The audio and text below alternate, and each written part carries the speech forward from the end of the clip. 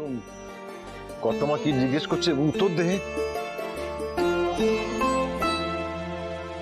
তুমি আমার মেয়ের মতন কুসুম, রাতুলের সম্বন্ধে সব খোঁজ খবর নিয়ে তবে আমি রাতুলের সাথে তোমার বিয়ে ঠিক করেছিলাম, কারণ আমি জানতাম সে আমাদের সবার চোখের সামনে থাকবে। তোমার কি রাতুলকে পছন্দ ছিল না? ইন্দ্রাণী গাঙ্গুলির চোখে ফাঁকি দেওয়া তো সহজ কথা নয় কুসুম। আর মানুষ চিনতেও আমার কোনো ভুল হয় না। আমি বিশ্বাস করি না যে রাতুল বিয়ের মণ্ডপ ছেড়ে এমনি এমনি পালিয়ে গেল। কোনো কারণ ছাড়া ও পালিয়ে যেতে পারে না। কারণটা কি? কর্তামা,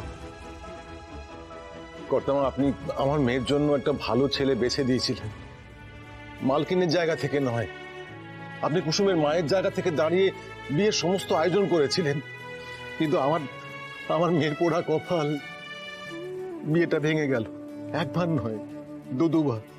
হয়তো সমাজে মুখ দেখাতে পারবো না, আমার তো বাঁচার কোনো অধিকারই নেই। এটা তুমি কি বলছো শঙ্কর? এখন আমাদের সবাইকে শক্ত থাকতে হবে, ভেঙে পড়ার সময় এটা নয়। তাছাড়া শুনকেও তো সময় দিতে হবে। জানি রাতুল যা করেছে তাতে আমরা সবাই খুবই অবাক হয়েছি, কিন্তু সবথেকে বেশি আঘাত পেয়েছে কুসুম আর শঙ্কর। কুসুমের মনের মধ্যে দিয়ে কি ঝড় বয়ে যাচ্ছে, ওর মনের কি অবস্থা, সেটা তুমি সব থেকে ভালো বুঝতে পারছো। তাই বলছি যে এই প্রশ্নগুলো যদি তুমি এখন ওকে করো, ওর কষ্ট তো বাড়বে, বই কমবে না। বেশ, তাহলে তুমি ওদের ঘরে চলে যেতে পারো। তবে একটা কথা বলছি আমি রাজ, একটা কিছু হয়েছে যেটা আমি বা আমরা কেউ জানি না, জানে একমাত্র কুসুম। যেটা কুসুম আড়াল করছে, বলছে না আমাদের। চাই একটা কথা আমি তোমাদের দিচ্ছি, এর শেষ দেখে আমি ছাড়ব। শঙ্কর, কুসুমকে নিয়ে ঘরে যাও, ওকে বিশ্রাম করতে দাও।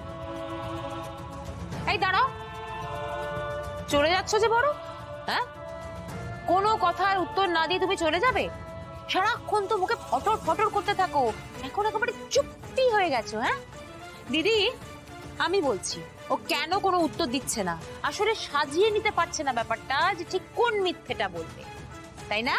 হ্যাঁ কুসুম, ভালো কথা বলছি, এই সুযোগে দেবীবাকে সত্যি কথাটা বলে দাও না।